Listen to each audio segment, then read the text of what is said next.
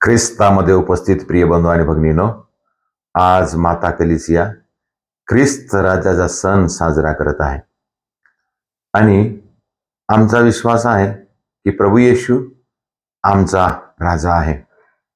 तो फक्त आमचा मुक्तिदाताच नाही तर संपूर्ण जगाचा राजा आहे. आणि आम्ही बायबलमधून अभ्यास केला असता आम्हाला स्पष्टपणे समजते की खरोखर येशू राजा आहे.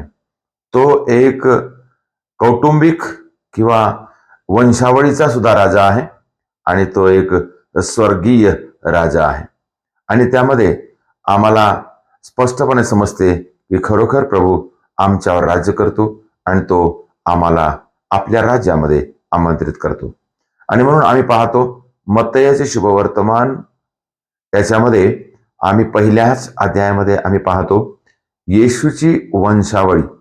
येशूच्या वंशावळीमध्ये आम्ही पाहतो दाविदापासून सुलेमान झाला, सुलेमानापासून बरोआम झाला आणि बरोआमापासून पुन्हा वंशावळी वाढत गेली आणि शेवट याकोब झाला आणि याकोबापासून मरियेचा पती योसेफ झाला आणि योसेफापासून येशू जन्मला. म्हणजे हे वंशावळी आम्हाला काय दाखवते? हे राजाची वंशावळी आहे. दावीद हा राजा होता आणि दावीद हा नीतीचा राजा होता. दावीद हा सत्याचा राजा होता. एक दावीद समर्थवान राजा होता. दावीद हा आपल्या भावांपैकी सर्वात लहान होता. धाकटा असून सुद्धा त्याला राजा बनवण्यात आलं. तो इस्रायलचा राजा बनला कारण त्याच्यामध्ये राजत्व होते, राजत्वाचे सामर्थ्य होते आणि त्यांनी गोलियातला हरवून त्यांनी राज्य जिंकलेले होते. तर अशा प्रकारे तो समर्थवान राजा होता आणि त्या राजघराण्यातला प्रभू येशू असल्यामुळं तो वंशावळीचा सुद्धा राजा आहे. आणि त्याच्यानंतर आम्ही पाहतो लूक अध्याय 1:32 मध्ये आम्ही पाहतो स्वर्गदूत मरियेला संदेश देताना म्हणत आहे, तू गर्भवती राहशील आणि ते पुत्र प्रसव करशील आणि त्याचे नाव तू येशू ठेव. आणि लूक अध्याय 1:32 मध्ये आपण वाचतो, तो थोर होईल, सर्वोच्च ईश्वराचा पुत्र मानला जाईल. पिता परमेश्वर त्याला दाऊदाचे सिंहासन प्रदान करील आणि तो याकोबाच्या घराण्यावर राज्य करील. प्रियजन हो, याकोबाच्या घराण्यावर म्हणजेच विश्वासू लोक, जे लोक विश्वास ठेवतात, जे लोक येशूचे अनुयायी आहेत, जे लोक येशूच्या गुणाला आत्मसात करतात, जे लोक शांतीचे आहेत, विश्वासाचे आहेत, त्याच्यावर तो राज्य करील.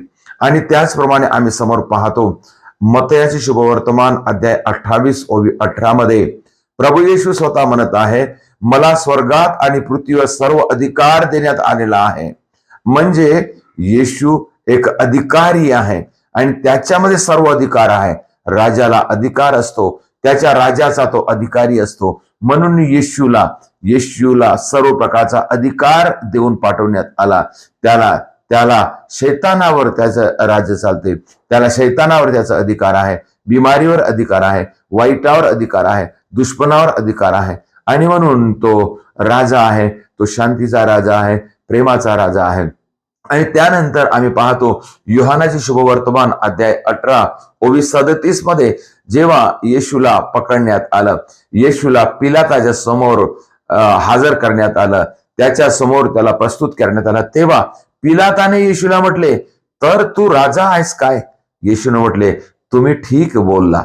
म्हणजे कळत नकळत त्यांनी येशूला राजा म्हटले आणि तो राजा खरोखर आहे म्हणून येशूने त्यांनी सांगितलं. आणि आम्ही पाहतो जेव्हा येशूला मारून टाकले आणि क्रुसाच्या वर अशी एक पाटी लिहून ठेवण्यात आली, यहूद्यांचा राजा नासोरी येशू, अशा प्रकारे पाटी लिहून ठेवलेली आहे. आणि त्यांनी कळत नकळत लिहिलं, तरी परंतु जेव्हा त्या सर्वांना त्याचा अर्थ समजला की त्यांनी म्हटलं का असं लिहू नका, कारण तो राजा नाही.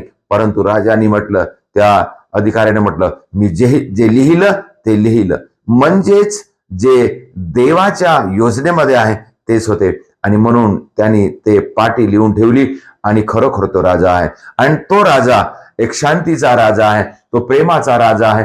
त्याचं सिंहासन त्याचं सिंहासन मोठी खुर्ची नाही, तर त्याचं सिंहासन एक क्रूस आहे आणि तो क्रूसावर तो स्वतःचं समर्पण केलेलं आहे आणि त्याच्या जीवनामध्ये एक शांती आहे आणि त्याचा मुकुट काट्याचा मुकुट आहे आणि त्याचे राज्यत्व शांतीचं राज्य, प्रेमाचं राज्य, दयाचं राज्य आणि न्यायाचं, नीतीचं आणि आणि आणि पवित्रतेचं राज्य आहे. प्रियजन हो, आपण सुद्धा ह्या राज्याचे सहभागी किंवा राज्याची प्रजा बनण्यासाठी त्याचे गुण, त्याची शिकवण, त्याची वचन आपण पाडूया आणि त्याच्या राज्याचे आपण सहभागी किंवा आपण त्याचे राज्याचे आम्ही